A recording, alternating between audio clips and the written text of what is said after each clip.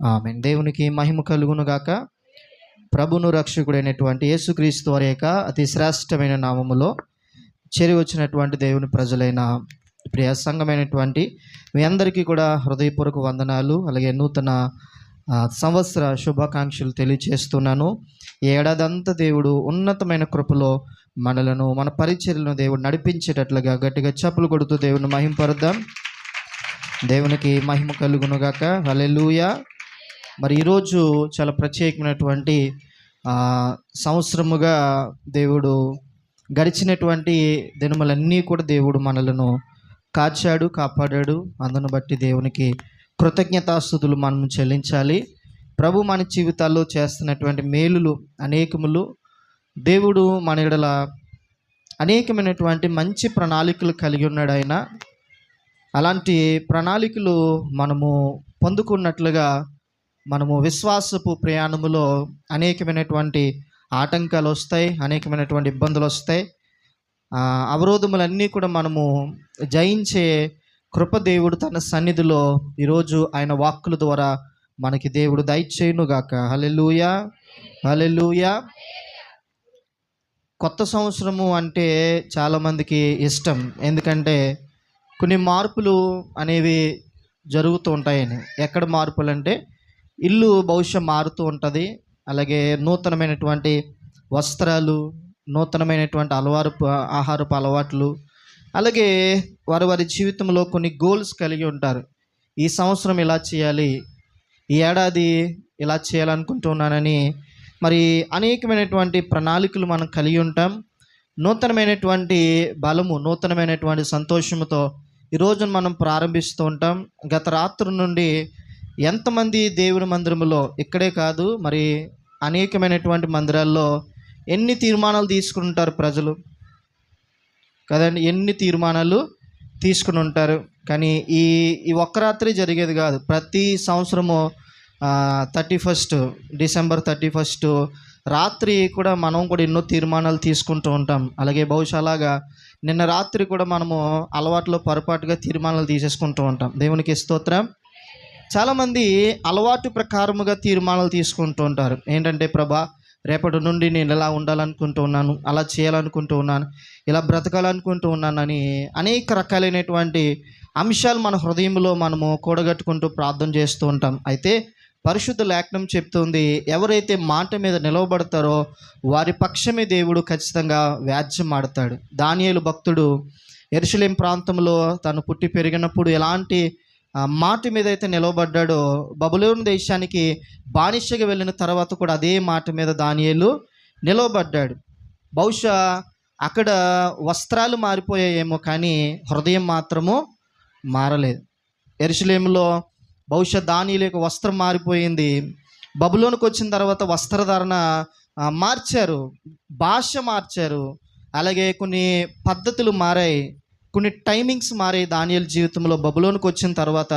కానీ తన హృదయంలో దేవుని కొరకు కలిగిన విశ్వాసంలో ఏ మార్పు లేదు, పరిశుద్ధతలో ఏ మార్పు కూడా లేదు. దానియేలు భక్తుడు అలాగా ప్రభు కొరకు ఆయన ఇచ్చినటువంటి మాట మీద ఉన్నాడు కాబట్టి ఎలాంటి ప్రతికూలమైన పరిస్థితి అయినా దేవుడు మన పక్షమున ఉంటాడనేటువంటి ఒక చక్కటి ఆలోచన భక్తుడు అయిన దానియేలు ద్వారా దేవుడు మనకు అందించాడు. దేవునికి స్తోత్రం.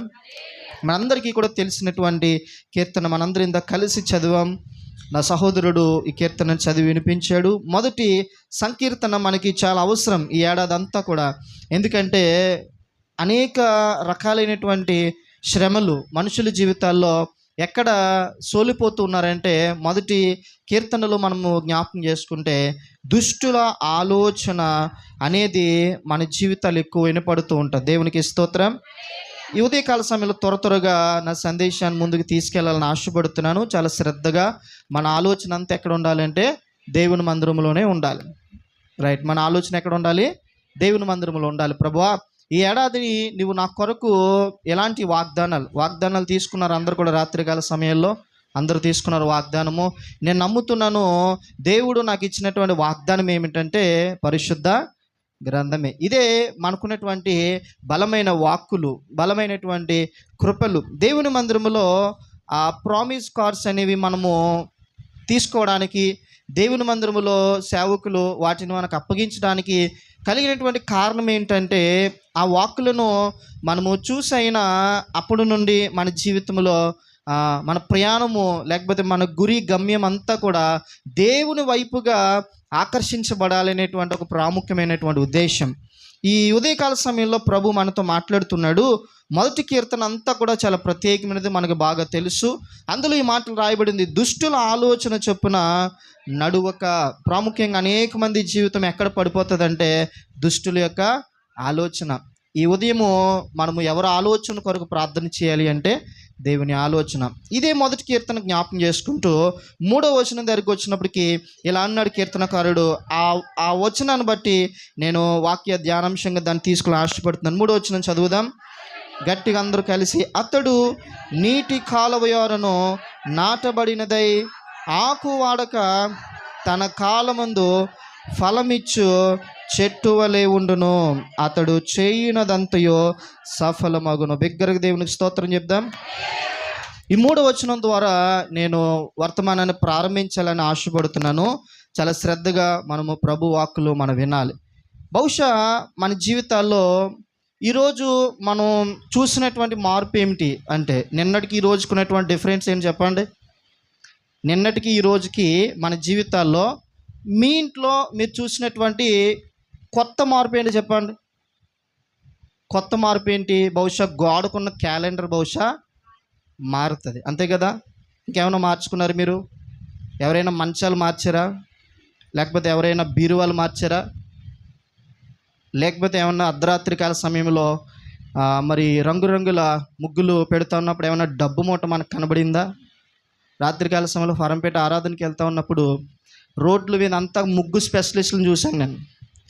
పాకుతున్నారు. ఉత్తప్పుడు వారు ఎక్కడికి రారంటే అడుగు కూడా పెట్టరు, జోళ్ళు లేకపోతే స్లిప్పర్స్ లేకుండా బయటికి రానటువంటి మన ప్రజలు రాత్రికాల సమయంలో 4-5 గంటల వరకు కూడా, మీరు చాలామంది కింద మీకు కళ్ళు చూస్తే తెలుస్తుంది చాలా స్పష్టంగా, 3-4 గంటల వరకు కూడా ఎక్కడ చెప్పండి, మనలో నుండి ఒక స్పెషలిస్ట్ బయలుదేరారు. ఎవరా స్పెషలిస్ట్ అంటే రంగురంగుల స్పెషలిస్టులు మనలో నుండి బయలుదేరారు. దేవునికి స్తోత్రం.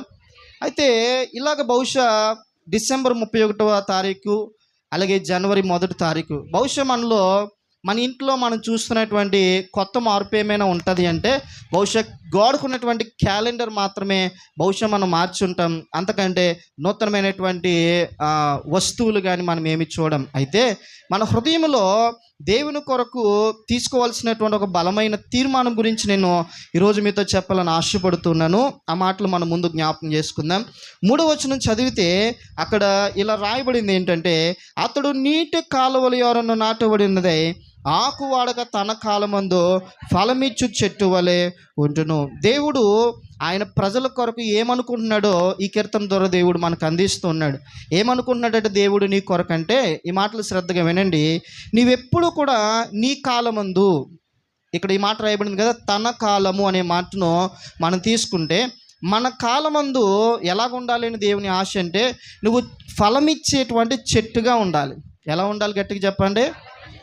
ఇక్కడ నీ కాలము లేకపోతే తన కాలము అంటే 2024 2025 2026 తన కాలము అంటే, సంగమ వినండి, నీవు ఉన్నటువంటి దశలో నీకు ఇప్పుడు ఎంత ఏజ్ అయితే ఉందో, నీ మీద ఎన్ని బాధ్యతలు అయితే ఉన్నాయో, నీ మీద ఎన్ని రెస్పాన్సిబిలిటీస్ అయితే ఉన్నాయో, నిన్ను నమ్ముతూ నీ భార్య కానీ, నీ పిల్లలు కానీ, నీ కుటుంబము కానీ, నీ బంధువులు కానీ, నిన్ను ఆశ్రయించినటువంటి, నిన్ను ప్రేమిస్తున్నటువంటి జనాంగము నీ చుట్టూ ఉన్నప్పుడు, ఇక్కడ రాయబడినటువంటి మాట తన కాలము అంటే, మనమున్నటువంటి పరిస్థితి ఏదైనా, మనమున్నటువంటి స్థితిగతులు ఏమైనా, అలాంటి పరిస్థితులన్నిటిలో కూడా దేవుని ఉద్దేశం ఏమిటి అంటే, కేవలము ఈ సంవత్సరం మాత్రమే ఫలింపు లేకపోతే అలాంటి దినం మాత్రమే ఫలింపు కాదు, కానీ నువ్వు ఏ కాలములో నీ ఉన్న దశలోనే నువ్వు దేవుని కొరకు ఎప్పుడు కూడా ఒక ఫలమిచ్చేటువంటి చెట్టుగా ఉండాలి. దేవునికి స్తోత్రం. హల్లెలూయా. ఒకవేళ బహుశా అలాంటిదిగా లేదంటే నా జీవితం గత దినాల్లో, ఎందుకంటే 2024 అంతా నేను ఓడిపోయినటువంటి బిడ్డగా ఉన్నాను. అనేకమైనటువంటి వైఫల్యాలు నా జీవితంలో చూశాను. అనేకమైనటువంటి నిరాశలు నేను నా జీవితంలో ఎదుర్కొన్నాను. చాలా కన్నీటి రాత్రులను నేను నా జీవితంలో కలిగి ఉన్నాను. అనేక మంది ఆలోచన తీసుకున్నాను, కానీ ఏ ఆలోచన కూడా నా జీవితంలో ఫలమునివ్వలేకపోయింది అనేటువంటి ఆలోచనతో ఈరోజు దేవుని మందిరానికి నీవు వస్తే, ప్రియా దేవుని బిడ్డ, ప్రభు నీతో మాట్లాడుతున్నాడు. నిన్ను ఫలమిచ్చే చెట్టుగా నేను చేయబోతున్నాను. హల్లెలూయా. మన కాలము అంటే నువ్వు బాలులుగా ఉన్నప్పుడు చూడండి, బాలులు అనుకోండి, చిన్నపిల్లలు అనుకోండి, వారి నుండి మనం ఆశించే ఫలం ఏంటి చెప్పండి? చిన్నపిల్లల దగ్గర నుండి మనం ఆశించే ఫలం ఏంటి? వారు ఆరోగ్యంగా ఉంటే చాలు అనుకుంటాం కదా, అది వారి దగ్గర నుండి ఆశింపదగినటువంటి ఫలం. యవన ప్రాయానికి వచ్చినటువంటి యవనస్తుల దగ్గర నుండి తల్లిదండ్రులు ఆశించేటువంటి ఫలం ఏంటి చెప్పండి? ఇప్పుడు నా తండ్రి నా నుండి ఏం ఆశిస్తాడు చెప్పండి? ఓహో, నువ్వు ఎదిగిపోయావు కాబట్టి ఇంక నువ్వే సంపాదించాలి, లేకపోతే నీవే అంతా చేయాలి, నేను కూర్చుంటానంటాడు చెప్పండి నా తండ్రి. అలాగా ఏ తల్లిదండ్రులు కూడా అనరు. మరి యవనస్తుల నుండి తల్లిదండ్రులు ఆశించే ఫలం ఏంటంటే, వారు తల్లిదండ్రుల యొక్క మాటలకు విధేయులుగా ఉంటే చాలు, అదే వరవగలిగినటువంటి ఫలం అని. ఒక బాధ్యత కలిగినటువంటి వివాహ వయసు వచ్చిన తర్వాత, కుటుంబ భారాన్ని బాధ్యతను మోసుకునేటువంటి వయసు వచ్చిన తర్వాత వారి నుండి పిల్లలు ఆశించేటువంటి ఫలం ఉంటుంది. ఈరోజు మరీ భయంకరమైనటువంటి పరిస్థితులు ఏంటంటే, వృద్ధుల నుండి కూడా ఫలాలు ఆశిస్తున్నారు మనవుడు మనవరాలు. ఆ విషయం నాకు బాగా తెలుసు. దేవునికి స్తోత్రం. అయితే ఈరోజు ప్రభు చెప్తున్నాడు, తన కాలము అంటే నీ ఉన్నటువంటి కాలము, నీ ఉన్నటువంటి దశ, నీ మీద ఉన్నటువంటి బాధ్యతలు, ఇవన్నీ దేవుడు జ్ఞాపకం చేసుకుని, నీ పరిమితి ఏంటి, నీ వయసు ఏంటి, లేకపోతే నీ మీద ఉన్నటువంటి బాధ్యతలు ఏంటి, వాటి ప్రకారముగా నీవు ఫలమిచ్చేటువంటి చెట్టుగా ఉండాలి. నీవు చేయనదంతా కూడా సఫలమగాలి అనేటువంటి దేవుని ఆశ. కానీ ఎందుకు అది మానవుల యొక్క జీవితాల్లో నెరవేర్చబడట్లేదంటే, ప్రేమిదేవుని బిడ్డలారా, సామెతల గ్రంథకర్త ఆయన చెప్తాడు, 8వ అధ్యాయం తీయక్కర్లేదు కానీ అక్కడ అంటాడు, ఐశ్వర్యము, జ్ఞానము, ఘనత నా వశమైనది, అవి నా గుప్తములైనవని ప్రభు చెప్తాడు. అయితే అవన్నిటినీ కూడా మనకి ఇచ్చేటువంటి దేవునికి బహుశా మన జీవితాల్లో ప్రాధాన్యత లేనటువంటి వారముగా, ఇక్కడ రాయబడినటువంటి మాట ప్రకారంగా వేళ దుష్టుల యొక్క ఆలోచన చెప్పున మనము దేవుని ఆలోచన కాకుండా ఆత్మీయమైనటువంటి నాయకులుగా ప్రభు మన కొరకు మంచి సేవకులను నిలవబెడితే, చాలాసార్లు దైవజనుని యొక్క సలహా మేరకు కాక అనేక మంది అప్పటికప్పుడు మన జీవితాల్లో ఏదో మన మేలు కొరకు సమస్తాన్ని కూడా జరిగించే వారిగా కనబడతారు కొంతమంది. వారి మాటలను ఆశ్రయించడాన్ని బట్టి కూడా చాలాసార్లు మన జీవితాల్లో బహుశా ఇలాంటి ఫలము మన జీవితాల్లో రాకపోతే, ప్రభు ఈరోజు నన్ను ఎలా మార్చాలని చెప్పండి? ఈ ఏడాది నుండి మనము దేవుని సన్నిధిలో ఫలమిచ్చే చెట్లుగా ఉందుముగాక. హల్లెలూయా. ఏ చెట్లుగా ఉంటారో అది మీ ఇష్టం. ఫలమిచ్చే చెట్టు అంటే ఏంటి చెప్పండి? మర్రి చెట్టు కూడా చెట్టే. అలాగుంటాయి కొంతమంది హృదయాలు. మీకు అర్థమైందండి? ప్రియమైన బిడ్డలారా, లోకములో చేదునిచ్చేటువంటి చేదుకరమైనటువంటి ఫలాలు ఉన్నాయి, తీపికరమైనటువంటి ఫలాలు కూడా ఉన్నాయి. ఈరోజు నా ప్రసంగం చెట్ల కొరకు కాదు, కానీ నేను చెప్తూ ఉన్నాను, నీ హృదయము ఏ స్వభావముతో నిండి ఉన్నదో ఆ స్వభావముకు సంబంధించినటువంటి ఫలమే నీవు కనులారి లోకంలో చూస్తావు తప్ప, దేవునికి వ్యతిరేకంగా బ్రతికి ఆశీర్వాదకరమైనటువంటి ఫలాన్ని మనం చూడాలనుకుంటే ఎంత మాత్రం అది సాధ్యమో కాదు. అర్థమైందండి? మనం ఏ విత్తనాన్ని వేస్తామో అదే ఫలం మనకి కనబడును కదా. అలాగ మన జీవితంలో ఈ రోజు నుండి కూడా ప్రభు సన్నిధిలో మనం నేర్చుకుందాం. నేను ఎక్కువ సమయాన్ని తీసుకోను, కానీ 20 నిమిషాలు ప్రభు మాటలు మీతో చెప్పాలని ఆశపడుతున్నాను.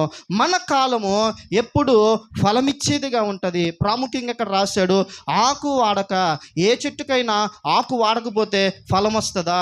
లేకపోతే ఆ ప్లేస్లో మరలా ఒక కొత్త చిగురు వస్తుందా చెప్పండి? అది సాధ్యము కాదు. కానీ దాని అర్థం ఏంటి అంటే, అది అబద్ధం అంటే కాదు, కానీ అక్షరాల దాని యొక్క మీనింగ్ ఏంటంటే, అసాధ్యమైన కార్యాలను ప్రభు మానవుని జీవితంలో ఖచ్చితంగా సాధ్యం చేస్తాడు. దేవునికి స్తోత్రం.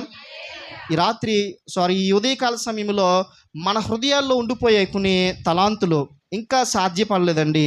గృహం కొరకు చాలామంది ప్రార్థన చేస్తారు, అయ్యో పలానా ఏడాది కట్టలేకపోయామని.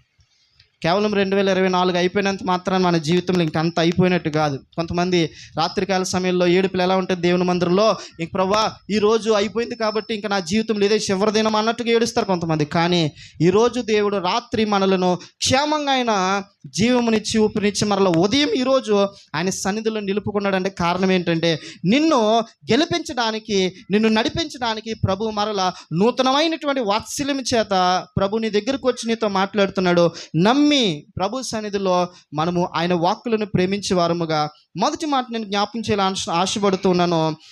ఈరోజు నేను చెప్పాలనుకున్నటువంటి ఉద్దేశంలో ఏంటంటే ఎవరి సంవత్సరములో ఫలమిచ్చేటువంటి చెట్టు వలె ఉంటాయి, ఎవరి సంవత్సరములో ఆశీర్వాదకరంగా ఉంటాయనే మాట మొదటి మాటగా ద్వితీయోపదేశకాండం చూడండి.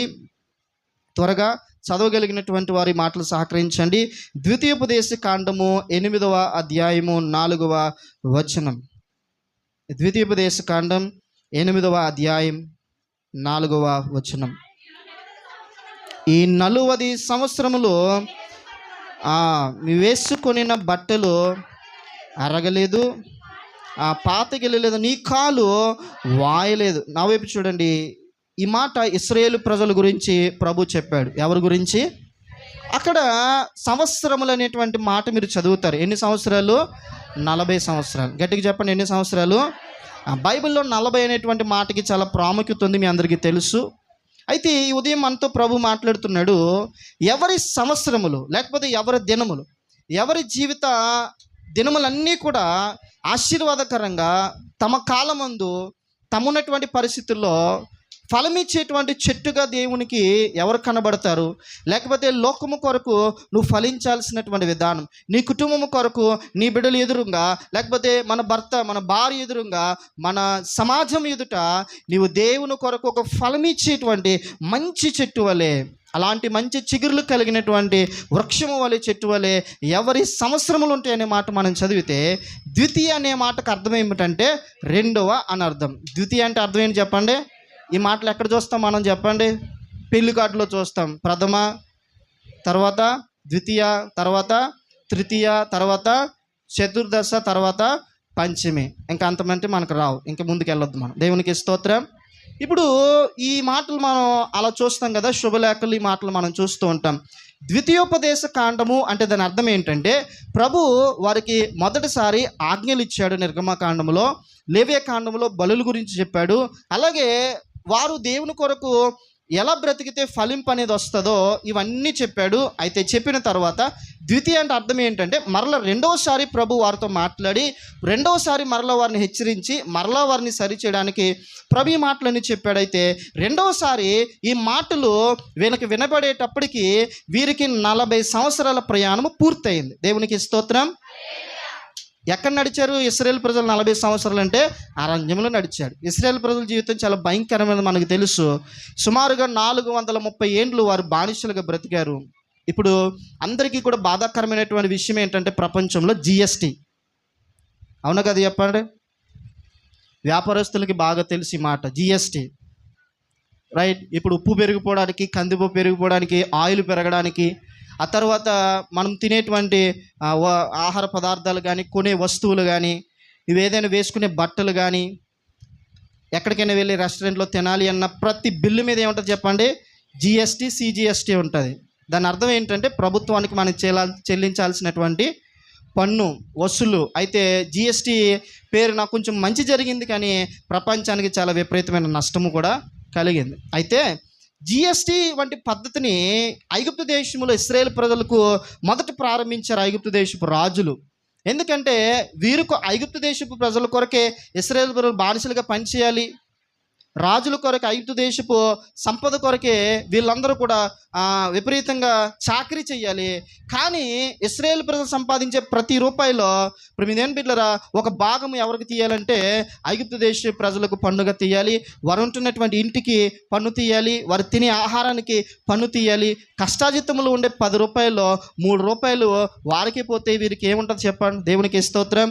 అలాగని ఇశ్రాయేలు ప్రజల జీవితం ఎంత భయంకరమైనదంటే, వీళ్ళు బానిసలుగా ఉన్నారు కాబట్టి ఇదిగో కష్టపడి ధనాన్ని సంపాదించి ఇల్లు కట్టుకోవాలనేటువంటి ఆలోచన వారికి లేదు. ఎందుకంటే అలా చేయాలనుకున్న ఐగుప్తు దేశపు రాజు ఒప్పుకుంటాడు చెప్పండి? ఒప్పుకోడు. నువ్వు ఎన్నాళ్ళు బ్రతికి ఉంటావో నీ తరతరములన్నీ నీ పని ఏంటంటే మా పొలాలు పండించాలి, నీ తరతరములన్నీ మీ పని ఏంటంటే ఇటుకల దగ్గర ఆ ఇటుకలను తయారు చేయాలి, మీ తరతరాల వరకు కూడా మీ పని ఏంటంటే గొడ్డు చాకరీ మేమేం చెప్తే అదే చేయాలి. అలాంటి బ్రతుకు ఇశ్రాయేలు ప్రజలది. వారు అన్నారు, అయ్యా మాకంటూ ఒక స్వేచ్ఛ లేదా, మాకంటూ ఒక ఆలోచన లేదా? ఎన్నాళ్ళు ప్రవ్వా? ఇదిగో మా పితరుల దగ్గర నుండి ఇంచుమించుగా 430 ఏండ్ల నుండి ఈ దేశంలో మేము ఉండిపోయాం, మాకంటూ ఒక స్వతంత్రము లేదా? అర్థమైందండి ఇశ్రాయేలు ప్రజల యొక్క ఆర్తతో నేను చెప్పండి, మాకంటూ ఒక స్వతంత్రం లేదా ప్రభా? మేము సొంతంగా ఒక గృహం కట్టుకోవడానికి మీరు ఒప్పుకోవట్లేదు, సొంతంగా ఒక పొలం కొనడానికి వీళ్ళు ఒప్పుకోవట్లేదు. ఎందుకంటే వారి పని ఏంటంటే వారి చెప్పిన పని చేయాలి. ఇలాంటి బ్రతుకు ఇశ్రాయేలు ప్రజలది. అలాంటి సమయంలో వారు కన్నీరు కార్చారట. ఆ కన్నీటి నిర్గమకాండంలో గమనిస్తే 2వ అధ్యాయంలో ఎవరు చూశారట? దేవుడే. దేవునికి స్తోత్రం. ఇశ్రాయేలు ప్రజలను విడిపించడానికి దేవుడు ఒక వ్యక్తినే పుట్టించాడట. అందుకే దైవజనుడైనటువంటి మోషేని యేసుక్రీస్తు ప్రభుకి సాదృశ్యంగా చెప్పడానికి కారణం ఏంటంటే, మోషే పుట్టినది ఎందుకంటే ఇశ్రాయేలు ప్రజల యొక్క విమోచన కొరకు. యేసుక్రీస్తు ప్రభు లోకానికి వచ్చింది ఎందుకు చెప్పండి? మన విమోచన కొరకే కదా. అలాగా మోషే దైవజనుడు ఈ లోకంలో పుట్టడానికి ప్రత్యేకమైన కారణం ఏదో ఆయన గొప్ప పరిపాలకుడిగా ఉండాలని కాదు, కానీ మోషేని దేవుడు పుట్టించింది ఎందుకంటే కేవలం విమోచన. అలాగా ప్రత్యేక ఉద్దేశాల ద్వారా పుట్టినటువంటి ప్రజలు ఉన్నారు బైబిల్లో. ఉదాహరణకి మనం తీసుకుంటాం, ప్రియమైన బిడ్డలారా, ఇస్సాకును చూస్తాం, ఆ తర్వాత మరలా మనము సమూయేలు భక్తుని చూస్తాం, తర్వాత మోషేను చూస్తాం, మీకు అర్థమైందండి, తర్వాత సంసోను చూస్తాం. వీరందరూ ఎవరు చెప్పండి? ఒక్కొక్క ప్రత్యేకమైన ఉద్దేశం ద్వారా దేవుడు వారిని ఏం చేశాడు? తల్లి గర్భమున ఆశీర్వదించాడు. దేవునికి స్తోత్రం.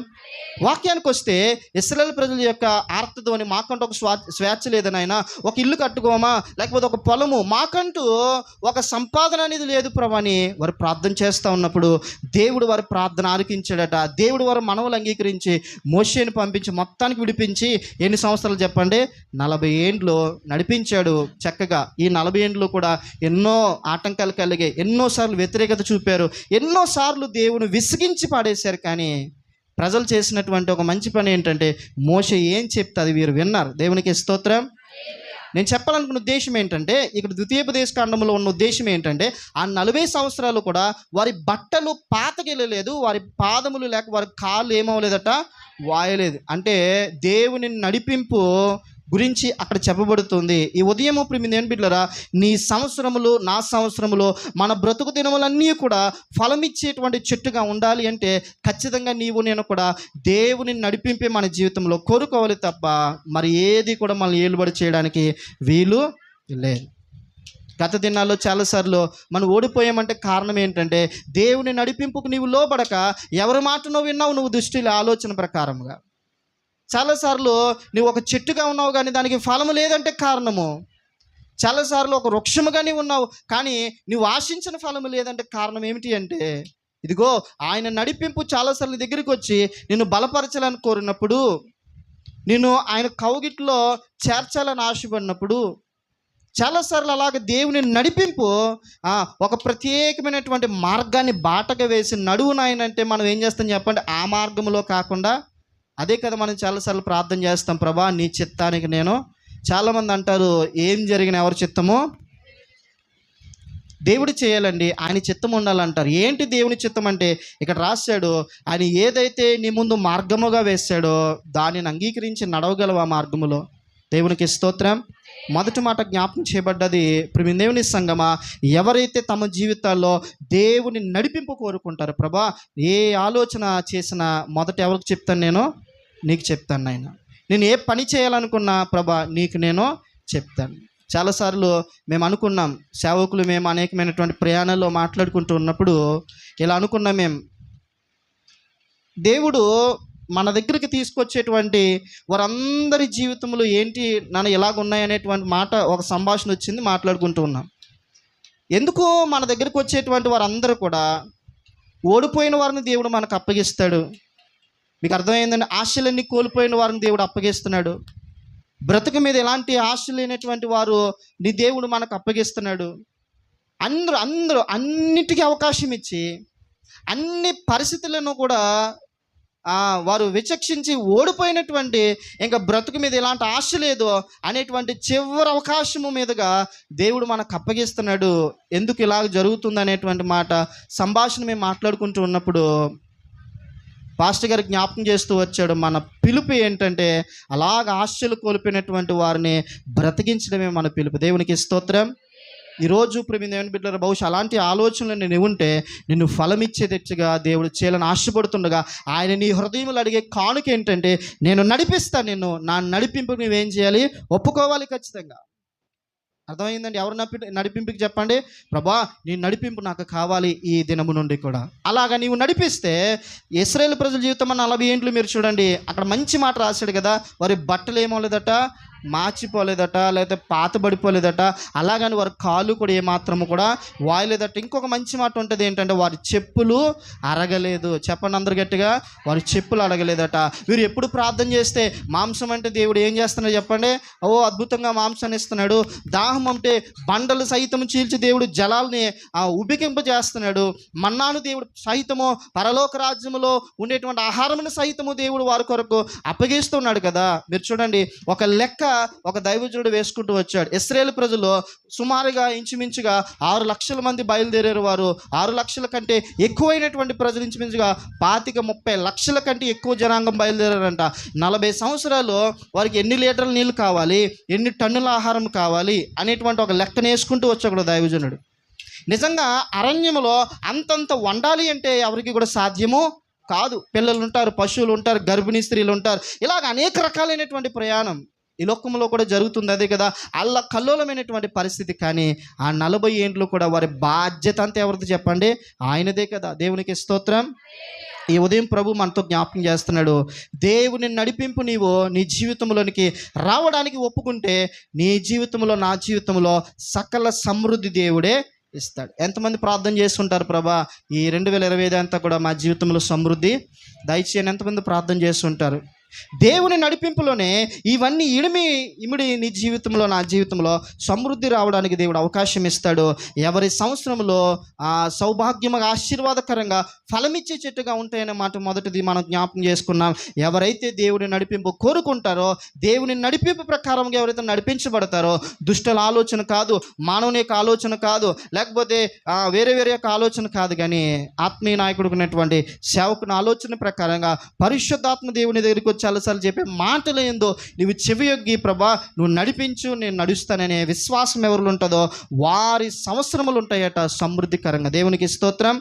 రెండో మాట, న్యాయాధిపతుల గ్రంథంలో కూడా మనము ఇలాంటి మాటను చూస్తూ ఉన్నాం. న్యాయాధిపతుల గ్రంథం 5వ అధ్యాయము 31వ వచనం, త్వరగా చదవండి. 5వ అధ్యాయం 31వ వచనం. న్యాయాధిపతుల గ్రంథము 5వ అధ్యాయము 31వ వచనం చెప్తూ ఉన్నాను. చూడండి, యెహోవా నీ శత్రువులందరూ అలాగునే నశించెదరు. చూడండి, ఆయనను ప్రేమించువారు బలముతో ఉదయించు సూర్యుని వలె ఉందురు అని పాడిరి. తరువాత దేశము 40 సంవత్సరములో నిర్మలముగా ఉండను. దేవునికి స్తోత్రం చెప్పండి. మరలా ఇశ్రాయేలు ప్రజల గురించి ఈ మాట. ప్రయాణము అయిపోయిన తర్వాత కనాను దేశంలోనికి ప్రియమైన బిడ్డలారా వెళ్ళబోయే ముందు జాగ్రత్తగా మాట వినండి. దేవుడు ఆశీర్వాదములోనికి నడిపించే ముందు గత దినాల్లో జరిగినటువంటి విషయాలన్నీ జ్ఞాపకం చేస్తూ ద్వితీయోపదేశ కాండంలో ప్రభు చెప్పాడు 40 సంవత్సరాల గురించి కదా. ఇప్పుడు మొత్తానికి ఈ ప్రజలందరూ కూడా కనాను దేశంలోనికి వచ్చేసారు, ఆశీర్వాదకరమైనటువంటి దేశంలోనికి వచ్చేసారు. వారందరూ గొప్ప దీవెనలో ఉన్నారు. అయితే న్యాయాధిపతుల గ్రంథంలోనికి వచ్చినప్పటికీ జరుగుతున్నటువంటి సంఘటనలు ఏంటంటే, ప్రజల జీవితంలో మరలా దేవునికి వ్యతిరేకత చూడడం ప్రారంభించారట. ప్రజలు మరలా దేవునికి ఏం చూపడం చెప్పండి? అంతే కదా, దేవుడు ఎన్ని అవకాశములు ఇచ్చినా ఏం జరుగుతుంది చెప్పండి? ఎన్ని అవకాశములు ఇచ్చినా యేసు ప్రభువు ఒక మంచి ఉపమానం చెప్తాడు. ఏంటి చెప్పండి ఉపమానం అంటే, ఒక పెద్ద తోట ఉంటుంది, ఒక పెద్ద వనం ఉంటుంది, అందులో అన్ని చెట్లు ఫలిస్తాయి. అర్థమైందండి? కానీ ఒక చెట్టు ఫలించదు. తోటమాల దగ్గరికి వచ్చి యజమాని అడుగుతాడు, అన్నీ బాగున్నాయి కదా, దీనికి నువ్వు ఎరువేయలేదంటే ఏం చెప్తాడు చెప్పండి? దీనికి ఎరువేసానయ్యా, దీనికి మందు పెట్టాను నేను, అవన్నిటికీ ఎలాగైతే క్షేమం తీసుకున్నానో, అవన్నిటికీ ఎలాగైతే జాగ్రత్త తీసుకున్నానో ఇప్పుడు ఫలించలేదు నువ్వు చెప్తున్నావు కదా యజమానుడా, ఈ చెట్టుకి కూడా నేను నెరువు వేశాను కానీ ఇది ఎందుకు ఫలించలేదు నాకు ఇప్పటికీ అర్థం అవ్వట్లేదు అంటే యజమానుడు చెప్తాడు, అయితే ఇంకొక సంవత్సరము నిన్నుకేమిస్తున్నాను, టైం ఇస్తూ ఉన్నాను, మరల ఏడాది వచ్చే సంవత్సరం మరల ఇదే రోజు వచ్చి నేను చూస్తాను, ఒకవేళ ఫలించితే దాన్ని ఉంచుదాం, లేకపోతే దాన్ని ఏం చేద్దాము. దేవునికి స్తోత్రం. అలాగా యేసు ప్రభు ఒక మంచి ఉపమానం చెప్తాడు. ఆ ఉపమానంలో మనం గమనించాల్సిన విషయం ఏంటంటే అన్ని చెట్లతో పాటుగా దీనికిని ఎరువు వేశాడు. ఏదైనా ఒక వృక్షము కానీ మొక్క కానీ ఫలింపు రాలేదంటే ప్రధానమైన చాలా సింపుల్ బేసిక్ రీజన్ ఏంటంటే దాని వేరులు ఎలా లేవు చెప్పండి, కింద చెప్పండి ఎలా లేవు. దేవుడు మనలను బలపరిచి మనల్ని నడిపించి విశ్వాసం అనే వేరు నీ జీవితంలో ఎంత బలముగా ఉండాలి ప్రభా, ఈ కార్యం చేస్తే నేను ఉంటాను ప్రభా, ఈ కార్యం చేస్తే నేను స్థిరముగా ఉంటాను ప్రభా, ఇలా నువ్వు నడిపిస్తే నేను అలాగూ చేస్తాను. నీవు బలముగా ఉండడానికి దేవునిని ఏ ఏ రుజువులు అడిగావో అవన్నీ దేవుడు చేయకమానలేదు. తృణీకరించాడు చెప్పండి దేవుడు, లేదు కదా. నేను సాక్ష్యం చెప్పాలనుకుంటున్నాను ప్రభా, నా కుటుంబంలో ఒక ఇల్లు వంటి దేవుడు దాన్ని ఇచ్చాడు కదా. నేను సమాజంలో మేలుకరమైనటువంటి సాక్షిగా ఉండాలనుకున్నాను ప్రభా, నాకు ఒక ఉద్యోగమే ప్రభా అంటే దాన్ని ఇచ్చాడు కదా. మరి ఎందుకు ఈరోజు నీ వేరు విశ్వాసం అనేటువంటి వేరు బలముగా లేదు. దేవునికి స్తోత్రం. అదే ప్రభు చెప్తున్నాడు. అలాంటిదిగా ఇశ్రాయేలు ప్రజల జీవితము 400 సంవత్సరాల బానిసత్వాన్ని దేవుడు గమనించి మోషేను పుట్టించి వారిని వీరికి పరిచయం చేసి ఫరోతో దెబ్బలాడి మొత్తానికి విడిపించి 40 ఏండ్లో ఇశ్రాయేలు ప్రజలు చూసిన కార్యాలు ఎవ్వరు చూడలేదు. ఎందుకంటే ఎర్ర సముద్రాన్ని పాయలుగా జరుగుట వారు కన్నులారా చూస్తున్నారు. బండను కొడితే వారు కళ్ళు ఎదురుగానే జరుగుతున్నాయి. మీరు కళ్ళు మూసుకోనండి, నేను చేస్తానని ఎప్పుడు దేవుడు అనలేదు. ప్రభు చెప్పాడు ఈ మాట, మీరు ఓరక నిలిచి ఉండి చూడండి అన్నాడు. దేవునికి స్తోత్రం. ప్రజలతో దేవుడు చెప్పిన మాట ఏంటి చెప్పండి, మీరు ఓరక నిలిచి ఉండి చూడండి అన్నాడు. వారు ఎర్ర సముద్రం పాయలుగా చేయబడ్డము, బండ అనేది చీల్చబడ్డము, ఇవన్నీ చూస్తున్నారు కనులారా. కానీ ఏమైపోయిందో కానీ ప్రజల జీవితాల్లో కొన్ని వ్యతిరేకతలు వచ్చాయి, కొన్ని మనస్పర్ధలు వచ్చి వారికి వారే. మలాకి గ్రంథంలో ఈ మాట ఉంటుంది. మలాకి గ్రంథం 1వ అధ్యాయం మీరు చదివితే ప్రజలందరూ అన్నారట, ప్రభు అలాంటి వారందరిని నడిపించుకుంటూ ప్రేమిస్తూ అనేకమైన కార్యాలు చేస్తే పుసుక్కు మన ఇశ్రాయేలు ప్రజలు ఏమన్నారు తెలుసా, ప్రభా నువ్వు మమ్మల్ని ఏ విషయంలో ప్రేమించావు నాయనా, నువ్వు మమ్మల్ని ప్రేమించలేదు అన్నారట. దేవునికి స్తోత్రం. గర్వపు మనసు వారిలో వచ్చేసింది. ఆ మాటలు నిన్న మీతో జ్ఞాపకం చేశానని సేవకులు నాతో చెప్పారు ఇందాక. ఇప్పుడు మీ దేవుని సంగమా, అలాగా మలాకి గ్రంథంలో వారి మనసులన్నీ వ్యతిరేకమైపోవడాన్ని బట్టి మీకు మలాకి గ్రంథానికి మత్తయి సువార్తకు మధ్యలో ఒక తెల్ల పేజీ ఉంటుంది చూసారా, మీరు ఉందా? చింపేశారు దాన్ని. కొంతమంది చింపేస్తున్నారు దాన్ని, ఎందుకు వేస్ట్ అని. కొంతమంది ముగ్గులు వేస్తూ ఉంటారు దాని మీద. దేవునికి స్తోత్రం. నా పేజీ బాగానే ఉందన్న వాళ్ళు చేయొద్దండి. ఆ పేజీ అలాగే ఉందండి, ఏ అక్షరాలు అయితే ఉన్నాయో అవే ఉన్నాయి, ఏ ముగ్గులు లేవు, ఏ పేర్లు లేవు అన్న వాళ్ళు చేయొత్తున్న బైబిల్ నేను చూస్తాను తర్వాత. దేవునికి స్తోత్రం. హల్లెలూయా. ఆ తెల్ల పేజీ చరిత్ర తెలక కొంతమంది మనోళ్ళు సంక్రాంతి ముగ్గులన్నీ దాని మీద వేస్తారు. అర్థమైందండి. వాక్యము వినక కొంతమంది ఏం చేస్తారు చెప్పండి, చేతులు కుదురుంటే చెప్పండి పెన్నాల నాట్యమాడుతూ ఆ తెల్ల పేజీ మీద ఇష్టం వచ్చినటువంటి అన్నీ ఏదో మనకి ఏదో ప్రసంగాలు రాసుకున్నాము అంటే దాన్ని ఒక అర్థం ఉంటుంది. సేవకులు వారు అనేకమైన కార్యక్రమాలు చేస్తారు కాబట్టి అలాగ వారు జ్ఞాపకం ఉండడానికి వచనాలు రాసుకున్నారంటే అర్థం ఉంటుంది, కానీ ముగ్గులేయడం మాత్రం మంచిది కాదు. దేవునికి స్తోత్రం. అయితే తెల్ల పేజుకున్నటువంటి చరిత్ర ఎంతంటే 400 సంవత్సరాలు దేవుడు మౌనమైపోయాడట. ఎందుకంటే ఎన్నో అవకాశాలు ఇచ్చాడు, ఎంతో బలపరిచాడు. ఆయన నడిపింపు నూతనమైన వాత్సల్యము కృపలను కార్యాలను దేవుడు చేస్తూ కావలసినప్పుడల్లా అయ్యా బాధ అయ్యా శ్రమ బానిసనగా దేవుడు అనేక మందిని పంపించి వారిని విడిపిస్తే వీళ్ళు చివరికి వచ్చిన డైలాగ్ ఏంటి చెప్పమంటారా? లాస్ట్ చెప్పిన డైలాగ్, నువ్వు మమ్మల్ని ప్రేమించలేదు నాయనా, ఎప్పుడు ప్రేమించావు, ఎక్కడ ప్రేమించావు అన్నారట. దేవుడు అలా 400 సంవత్సరాలు మౌనం అయిపోయాడు. ఏదో మరియమ్మ గారి దయ క్రొత్త నిబంధనలో ఆమె పరిశుద్ధురాలై యథార్థులరైంది కాబట్టి ఆమె గర్భాన్ని దేవుడు కోరుకుని లోకానికి ఆయన వచ్చాడు తప్ప. దేవునికి స్తోత్రం. ఈరోజు ప్రభు మనతో చెప్తున్నాడటు, దేవుని వాక్యాన్ని మనం గమనించగలిగితే ఇశ్రాయేలు ప్రజల జీవితం న్యాయాధిపతుల గ్రంథానికి వచ్చినప్పటికీ ఏమైందయ్యా అంటే, వారిని దేవుడు ఆశీర్వదించి అన్ని బలపరిస్తే వీళ్ళు వ్యతిరేకమైపోయారు. శ్రమ వచ్చింది. అయితే మరలా దేవుడు అవకాశం ఇచ్చి న్యాయాధిపతులను పంపించి, ఎవరిని చెప్పండి, న్యాయాధిపతులను పంపించి ఇలా చెప్పాడట, బానిసలుగా ఉన్నారా మీరు, బాధలోకి వెళ్ళిపోయారా, మళ్ళా అయితే మీరు ఒక పని చేయాలి. ఏంటి అంటే, దేవుని యెహోవాను పూర్ణ హృదయముతో, అదే కదా మొదటికి ఇవ్వబడినటువంటి మొదటి ఆజ్ఞ పాత నిబంధనలో, అదే కదా, నీ దేవుడిని యెహోవాని ఎలా ఆరాధించాలి, నువ్వు పూర్ణ మనసుతోనో పూర్ణ బలముతోనో ఆయనను ప్రేమించాలి, ఆయనను స్తుతించాలి. అదే మాట న్యాయాధిపతులు గట్టిగా హెచ్చరించినప్పుడట, ఆ మాట నమ్మి బాధలు ఉన్నటువంటి ఇశ్రాయేలు ప్రజలట మరలా ప్రభుని ప్రేమించడం మొదలెడితే, దేవుడు వారు ప్రేమించిన మరుక్షణము అక్కడ నుండి మరొక 40 సంవత్సరాల ముందుకు ప్రభు నడిపించి అక్కడ ఇచ్చాడు. చెప్పండి, అదే 5వ అధ్యాయము 31వ వచనంలో మనం చదువుకున్నాం కదా, చివరి మాట, 40 సంవత్సరములో వారు ఎలా ఉన్నారు చెప్పండి, నిమ్మలముగా ఉన్నారట. దేవునికి స్తోత్రం. ఎవరి సంవత్సరంలో సమాధానకరమైనటువంటి వాతావరణంతో నిండుకుని ఫలమిచ్చేటువంటి చెట్లుగా ఉంటాయనే మాట మనం చూస్తే, ఎవరు పూర్ణ హృదయముతో దేవునిని ప్రేమిస్తారు వారి యొక్క ఏండ్లు మాత్రమే. అదే కదా మొదటి కీర్తనలో మనం మాట్లాడుకున్నాం, ఎవరు నీటి కాలువలో ఎవరు నాటబడతారంటే 2వ వచనంలో దానికి జవాబు ఉంటుంది, యెహోవా ధర్మశాస్త్రం నందు ఆనందించుచు దేవరాత్రములు దానిని. ఎవరు ధ్యానిస్తారండి దేవరాత్రములు? వాక్యాన్ని ప్రేమించేవాడే. ఎవరు ప్రార్థన చేస్తారండి? ఎవరు దేవుని మందిరాన్ని విడిచిపెట్టకు వస్తారంటే ఆయనని ప్రేమించేవారు మాత్రమే. దేవునికి స్తోత్రం. నీవు నేను కూడా మొదటిది ఆయన నడిపింపు మనం కోరుకుంటేనట మన సంవత్సరములో ప్రియమైన బిడ్డలారా, ఇశ్రాయేలు ప్రజల జీవితంలో దేవుడు ఎలాంటి సమృద్ధి ఇచ్చాడు అరణ్యంలో. ఈ అరణ్యం వంటి లోకములో ప్రభు మన జీవితాల్లో కూడా అలాంటి సమృద్ధి దేవుడు ఇవ్వబోతూ, నీ నా జీవితంలో ఒక ఫలం ఇవ్వాలని ప్రభు ఆశపడుతుండగా, నువ్వు ఎవరు నడిపింపును కోరుకోవాలి? దేవుని నడిపింపు కోరుకోవాలి. రెండవదిగా నీవు ఆయనను ప్రేమించాలి నీ పూర్ణ బలముతో పూర్ణ హృదయంతో. ప్రేమిస్తున్నారా దేవుణ్ణి? ఎంతమంది ప్రేమిస్తున్నారు?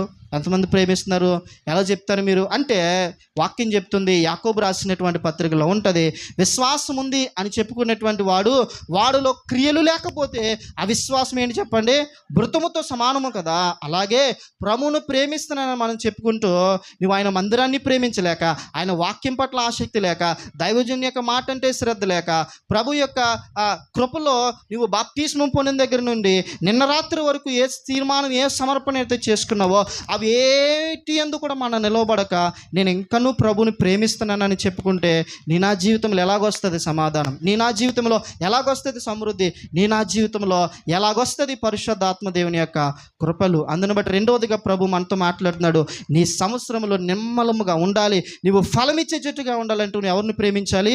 దేవుని ప్రేమించాలి. దావీదు దేవుని ప్రేమించాడు కాబట్టి తనకు కలిగిన సమస్తములో దేవునికి ప్రాధాన్యత ఇస్తూ కృతజ్ఞతాస్తుతులు చెల్లించాడు కదా. అబ్రహాము దేవుని ప్రేమించాడు కాబట్టి ఎప్పుడు కూడా తండ్రి మాటను అబ్రహాం ఏం చేయలేదు చెప్పండి, జవదాటలేదు కదా, కష్టమైన నష్టమైన. మోషే దేవుని ప్రేమించాడు కాబట్టి కష్టమైన డబ్బుని ఎక్కువ తను ఏం చేయలేదు చెప్పండి, సుఖానుభవాన్ని ఎక్కువ తను ప్రాముఖ్యతను ఇవ్వలేదు. ఈరోజు ప్రభు చెప్తున్నాడు, నువ్వు ప్రేమిస్తున్నానని నువ్వు అనుకుంటున్నావు, కానీ నీవు నేను కూడా ప్రభువుని ప్రేమించే వారమైతే ఖచ్చితంగా ఆయన కొరకు క్రియలు చేస్తాం. విలియం కేర్ అనేటువంటి దైవజనుడు ఎలా చెప్తాడు ఏంటంటే, దేవుని కొరకు నువ్వు గొప్ప కార్యాలు ఆశించే వ్యక్తివైతే నువ్వు ఆయన కొరకు గొప్ప కార్యాలు కూడా చేయాలట. చెప్పండి, ఏం చేయాలి?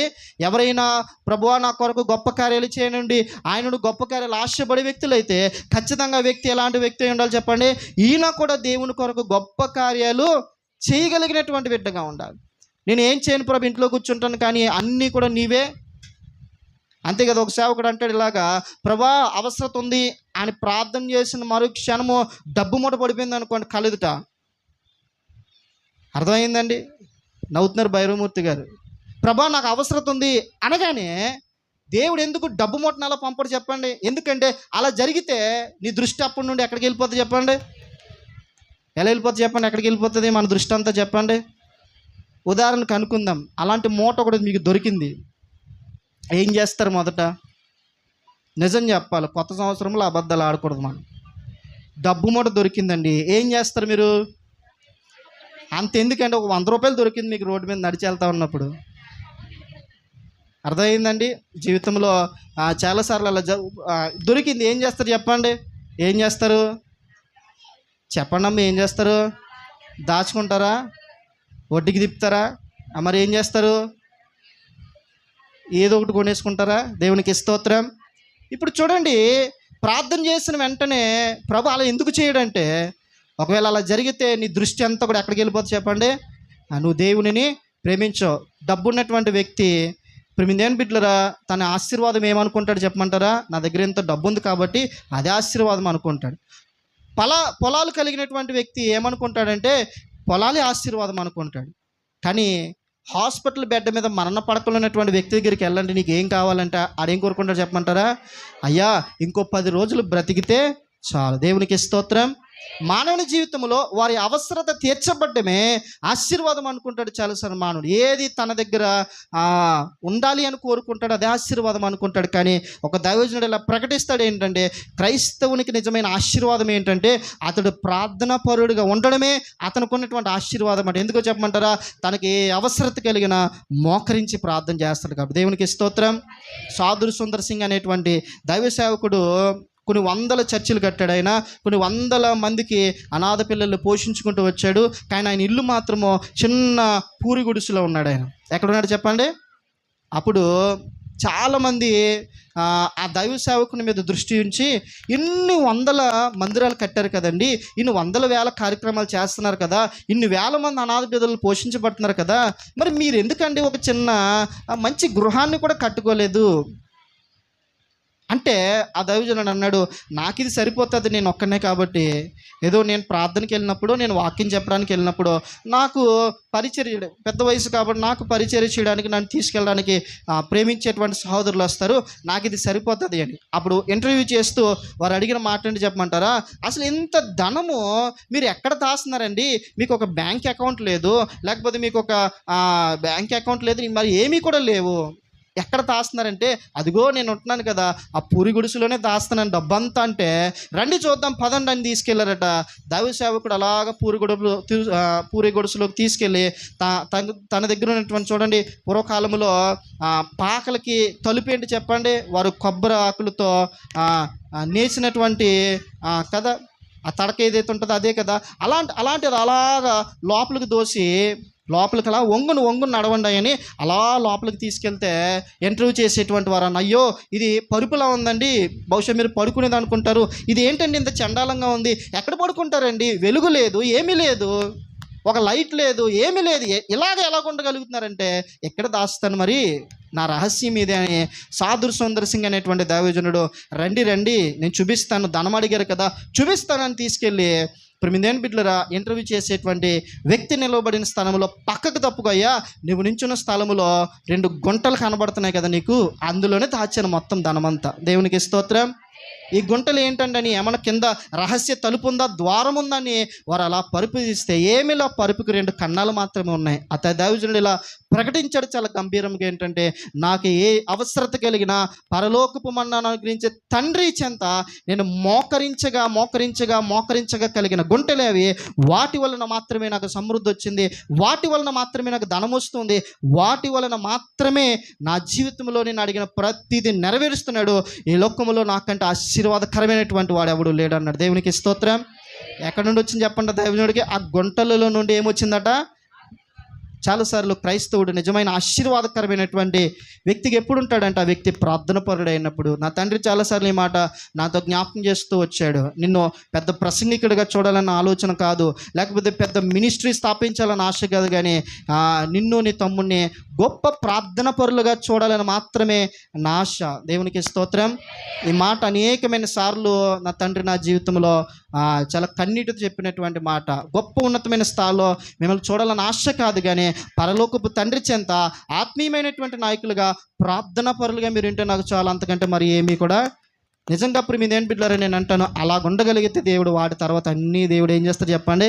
ఇచ్చేస్తాడు. దేవునికి స్తోత్రం. రెండవది, ఇశ్రాయేలు ప్రజల దగ్గరికి వచ్చినప్పటికి దేవుడు అంటున్నాడు, నువ్వు ఆయనను ప్రేమించాలి, ప్రేమించి ఆయనను స్తుతించి నీకున్న పూర్ణ బలముతో ఆయనను స్తుతించినప్పుడు మాత్రమే, ఇక్కడ రాయబడిన మాట, నా సంవత్సరములు ఎలాగుంటే చెప్పండి? నిర్మలముగా ఉంటాయి. దేవునికి స్తోత్రం. సమాధానకరముగా నీ సంవత్సరములను గడపాలను ఆశపడుతున్నావా? అయితే ప్రభువుని ప్రేమించడం మొదలుపెట్టు. ప్రభువుని ప్రేమించేవాడు గొప్ప తీర్మానం తీసుకుంటాడు. ప్రభువుని ప్రేమించేటువంటి వాడు ప్రార్థన చేయడానికి ఇష్టపడతాడు. ప్రభువుని ప్రేమించేవాడు ఎప్పుడు కూడా మందిరపు సమయాన్ని దొంగలించడానికి ఎంత మాత్రము కూడా నిజంగా ఇక్కడ తెలిసిపోతుంది అనమాట అండి. ఎవరు ప్రేమించేవారంటే ఆక్షతిగా పరిగెట్టుకుని వచ్చేస్తారు. ఎక్కడికి చెప్పండి? దేవుని మందిరానికి. వారికి ఏ అవసరత కలిగినా లేకపోతే ఎలాంటి సిచ్యువేషన్ ఉన్నా పరుగున వచ్చి దేవుని మందిరంలో పడిపోతారు. వారు నిజంగా దేవునిని ప్రేమించేవారట. బహుశా గతించినటువంటి సంవత్సరంలో ఎన్ని ఆరాధన సమయాలు మనం పోగొట్టుకున్నామో ప్రేమిదేని బిడ్డలారా, వాటిని అన్నీ కూడా ఈ ఏడాది ఏం చేయాలి చెప్పండి? మనము మన జీవితంలో ఉండాల్సిన ఒకే ఒక తీర్మానం, ప్రభువుని ప్రేమించగలుగుతున్నావా? ఆయన ప్రేమను నువ్వు క్రియల్లో చేయాలి. ఏం చేయాలి చెప్పండి? ప్రభు చేసిన ప్రతి కార్యములకు కృతజ్ఞతాస్తుతులు చెల్లిస్తూ ప్రభుని ప్రేద్దాం. చివరి మాటని జ్ఞాపకం చేసి ముగిస్తాను. యోబు గ్రంథం 36వ అధ్యాయము 11వ వచనం చదివి నేను ప్రార్థన చేస్తాను. చూడండి, యోబు గ్రంథం 36వ అధ్యాయము 11వ వచనం. మొదటిది దేవుని నడిపింపు, రెండవది ప్రభుని ప్రేమించుట, మూడవది ఎవరి సంవత్సరంలో ఆశీర్వాదకరంగా ఉంటాయంటే 11వ వచనం చదవండి. చూడండి, వారు ఆలకించి ఆయనను సేవించిన ఎడల తమ దినములు క్షేమముగాను తమ సంవత్సరములో సుఖమును వెళ్ళబుచ్చెదరు. దేవునికి స్తోత్రం. ఈరోజు ప్రియమైన బిడ్డలారా, తినే ఆహారములు ఏం లేదు, క్షేమము లేదు. మీకు అర్థమైందండి? చేసే ప్రయాణాల్లో కూడా క్షేమము లేదు. ప్రయాణాల్లో క్షేమం లేదు, ఆలోచనలో క్షేమం లేదు. నువ్వు ఏం చేయాలనుకుంటున్నావో ఆలోచనలు ఏమిటి కూడా క్షేమాన్ని చూడలేకపోతూ ఉన్నాం. ప్రభు చెప్తున్నాడు, ఎవరి సంవత్సరములో క్షేమముగా ఉంటాయనే మాట మనం చూస్తే, మూడవది గట ఎవరైతే ఆయన మాటను ఆలకించి సేవిస్తారో, ఈ మాట చెప్పండి అందరూ కూడా, ఎవరైతే ఆలకించి సేవిస్తారో. జ్ఞానులు దూరం నుండి వచ్చారు, ఎందుకు చెప్పండి? ఆయనను పూజించడానికే కదా. వారికి ఎన్ని ప్రతికూలతలు వచ్చినా వారు సేవించటం మాత్రమే గురి గమ్యముగా ఎంచినటువంటి వారి జీవితంలో ప్రభు ఇచ్చేది చెప్పండి క్షేమము. హెరోదు చేతిలో ఎలాగైతే క్షేమం ఇచ్చాడో ఈరోజు కూడా ప్రభు మన జీవితాల్లో అలాంటి క్షేమం ఇవ్వాలి అని ఆశపడుతుండగా, ఇదిగో నువ్వు ఫలించాల్సినటువంటి ఫలభరితమైన సంవత్సరానికి క్షేమము లేదని నువ్వు బాధపడుతూ ఈరోజు దేవుడి మందిరానికి కూర్చుంటే, దేవుడు అంటూ ఉన్నాడు కదా, నీకు క్షేమమునిచ్చే దేవుడు నేనే. కీర్తనకారుడు అంటాడు, నీకంటే క్షేమాధారము ఈ లోకములు ఏది లేదని నేను అనుకుంటూ ఉన్నానని. దేవునికి స్తోత్రం. నా మాటలు ముగింపులో తీసుకొస్తున్నాను. సంగమా, మన జీవితంలో క్షేమమునిచ్చేవాడు ఆయనే. అది రావాలి అంటే మనం చేయాల్సిన ఒక పని ఉందట. ఏం చెప్పండి? ఆయనను సేవించటంలో ఏ లోటు కూడా నీవేం చేయకూడదు. ఈ రోజు నుండి కూడా ప్రియమైన బిడ్డలారా, సేవించుట, భక్తి చేయడము, ప్రభువు యందు భయభక్తులు కలిగి ఉండడంలో ఏ వాగ్దానాలు వస్తాయో అన్నీ కూడా 128వ కీర్తనలో ఉంటాయి. కష్టమును దేవుడు ఏం చేస్తాడని, రెక్కల కష్టాన్ని తను ఫలింప చేస్తాడని, నీ పిల్లలు నీ చుట్టూ కూడా ఒలీవ మొక్కల వలె ఉంటారని. నిజంగా మనం కోరుకునేది ఏదైనా, ఏడాదైనా నా పిల్లలు ఏం చేయాలి, నా మాట వినాలని కోరుకుంటున్నారు చాలామంది. ఈ ఏడాది అయినా నా యజమానుడు మారితే బాగుంది, ఈ ఏడాది మా కుటుంబంలో ఈ విషయానికి ప్రభా క్షేమం వస్తే చాలు నువ్వు తలంచుచూ ఉన్నావు కదా. అదే మాటకు ప్రభవిస్తున్నాడు. నీ సంవత్సరములు యందు నువ్వు క్షేమమును వెళ్ళబుచ్చాలి అంటే ఖచ్చితంగా మూడవదిగా నువ్వు రాయాలి. నీ హృదయమైనటువంటి పలక మీద రాయాల్సిన మాట ఏంటంటే, ప్రభా నిన్ను సేవించడంలో నేను ఏమైనా లోటు చేస్తున్నానేం ప్రభా, నిన్ను సేవించడంలో, నిన్ను ఆరాధించడంలో, నీ కొరకు భక్తి చేయడంలో ఏమైనాను ఇంకా పొరపాట్లు నాలో ఉన్నాయేమో, ఈరోజు నేను ఈ సన్నిధిలో ఏం చేస్తున్నానో వాటిని సరి చేసుకుంటూ ఉన్నాను. దేవునికి మహిమ కలుగునుగాక. మూడవ మాట, ఆయనను సేవించడం. మొదటి మాట ఏంటి చెప్పండి? ఆయన నడిపింపును మనము కోరుకుంటే ఖచ్చితంగా మన సంవత్సరములన్నింటిలో కూడా గొప్పటి సౌభాగ్యాన్ని మనం చూస్తాం, గొప్ప సమృద్ధి చూస్తాం. ఇశ్రాయేలు ప్రజల జీవితంలో కన్నులకు కట్టినట్లుగా ఎలాంటి రుజువులు దేవుడు చేశాడో ఈ ఏడాది కూడా ప్రియమైన బిడ్డలారా, ఇస్సాకు ప్రభిస్తాడు వాగ్దానం. ఇస్సాక నిన్ను దీవించడం నువ్వు మాత్రమే కాదు, ఎవరు చూడాలి? అనేక మంది చూడాలి. దేవునికి స్తోత్రం చెప్పండి. హల్లెలూయా. ప్రభు మన మధ్య ఆయన కార్యాలు జరిగిస్తూ ఉన్నాడు. దేవునికి స్తోత్రం. ప్రభు మన జీవితాల్లో అలాంటి క్షేమమును ఆయన ఇవ్వాలని ఆశపడుతుండగా, మన జీవితాల్లో ఆయన క్షేమము కొరకు ప్రార్థన చేద్దాం, ఆయన నడిపింపు కొరకు ప్రార్థన చేద్దాం, ఆయన ఉన్నతమైన కృప కొరకు ప్రార్థన